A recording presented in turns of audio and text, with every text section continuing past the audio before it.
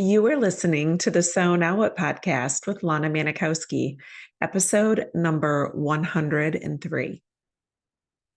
I'm so glad that you are here to listen to a part two of a series that I am doing about how to achieve your goals through habits. And if you had the opportunity to listen to our prior episode number 102, you heard me talk a little bit about some of the reasons why I think that we go away from instituting or incorporating things that we really want to do or goals that we really want to have in our lives. And if you haven't listened to that episode, go back and listen to episode 102 and then catch this one after, because I'm going to continue on this journey of achieving goals through creating habits that will help you just start to do things that you want to do in a much more easy fashion. So last week we talked about brainstorming all the things that maybe have come to your mind about what you want to do, what you have thought about incorporating more of, maybe something you've never done before, but you heard someone that you work with talk about hot yoga or talk about fly fishing. That's a new one for me. By the time this episode airs, I will have gone fly fishing for the first time. And maybe you want to try new things and try different things. So we talked about brainstorming. We talked about ranking things by their importance and by their impact. But what I really want to talk about this week is the next level of that. So I shared my 3 goals with you last week about the things that I'm working on, moving more, taking vitamins, and meal planning. And I want to tell you a little bit more about what process I think is important to do so that you continue to do these things even when you don't want to do them, or the times that you say, you know what, I'm going to skip that today, that you have some tools in your toolbox that will help you understand whether that's the decision that you really want to make, or is your primitive brain, that prefrontal cortex of yours, creating a story or telling you something that is just going to let you off this hook that you think you want to be off. But ultimately, you know that when you're saying no to this, you're saying no to a lot more in your life. So let me tell you in this episode how we go about doing that. So this part is the part of goal creating or habit creating that people don't ever tell us about. And I think we as humans, especially we high achievers out there, hear goals and we choose them either because somebody tells us that's something that is notable or something that is worth celebration or something that you'd be admired by doing. And we don't really know why we're wanting to do those things. And so after we've brainstormed and maybe picked some of the ones that seem to stand out for us, either by the ranking or the why behind them, we're now going to understand why that goal is important to us. And what about that goal do we want for ourselves? Because if we choose a goal that our partner wants for us, or if we choose a goal that our employer wants, or something that we promised ourselves we'd do years ago, but you really have no interest in doing it anymore, we're going to walk away from doing that thing and creating the habits that will then create this goal for you because we're not doing it for us. So think about the things that you have written down. Maybe pick the top 3 things that you chose to put on your list for your new set of habits that you want to create, and understand why are those important to you. For me, moving more 3 times a week is important to me because as I grow older, I want to have good bone density.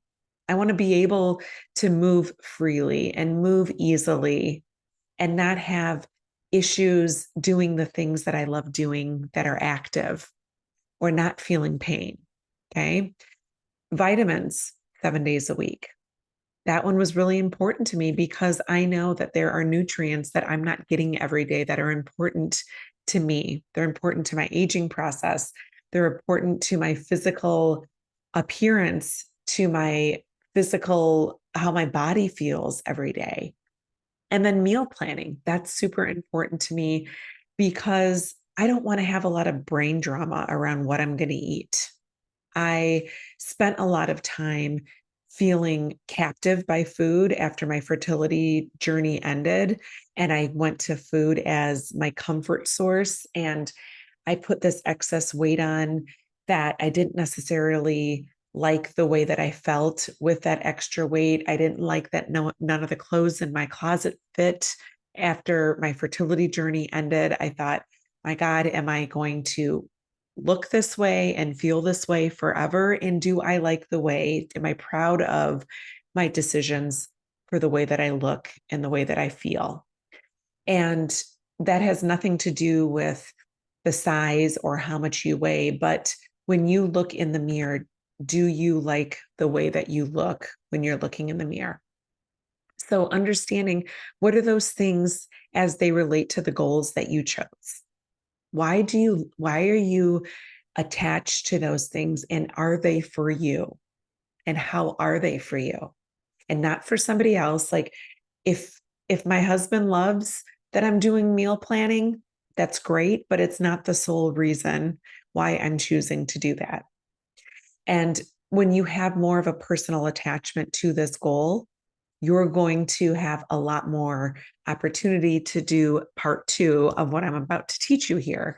And that is understanding that you might have days that this goal is on your mind because it's somewhere in your forefront of things that you want to do, a habit that you want to partake in that will then create this goal. Okay. This repetitive motion of doing this thing at whatever frequency you chose.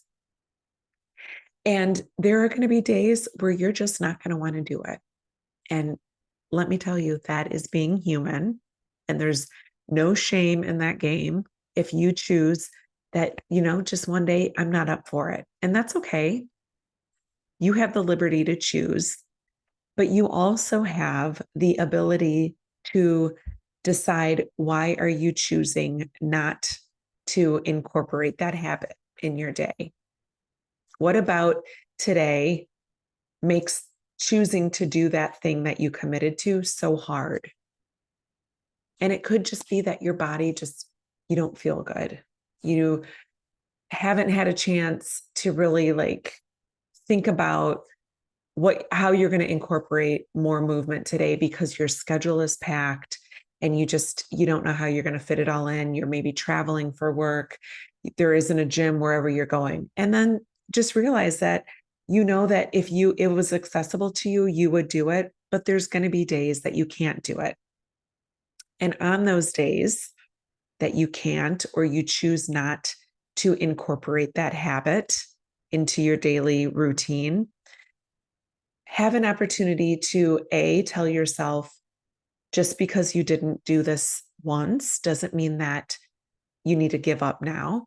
And it's okay if you thought you were going to do something 4 times this week and you only did it 3, or it's okay if you woke up this morning and you were just exhausted and you felt like you needed to sleep a little bit longer rather than get up and get out of bed. And decide on the days that you're not choosing to do that, do you like your reason why? Because if you don't like your reason why, if you know that maybe you're just not feeling it and you know that you want to do it, but you're just feeling like, screw that, I'm not doing it. Do you like the reason why you're not doing it? And do you like how you will feel at the end of the day or when you wake up tomorrow because you didn't do that thing? And that's all you need to know. A lot of people don't tell us that we actually have the ability to choose doing the things that we want to do. And we also have the ability to understand why they're so important to us. And when I say important to us, I mean important to you, not someone around you, not somebody who thinks that they know what you need better than you do.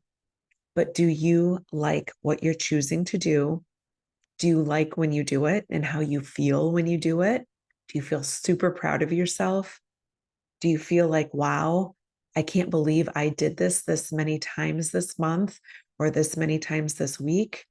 And when you choose not to do it or come up upon the decision to say, I'm not going to do that today, do you like why you're saying no? And if you don't like why you're saying no, then you have the ability to do that thing and be proud of that person that you're waking up to be tomorrow. So that's part 2 of my series about creating and achieving goals through habits and understanding that goals are simply just little habits that we continue to incorporate in our lives. And they should be easy for you, maybe not right at the beginning, but when they become easy for you because they're a habit, you'll see how much more attainable your goals are. So I hope that helps you this week. I hope you have a beautiful week. And remember, it is never too late to discover your meaning. I'll talk to you next week.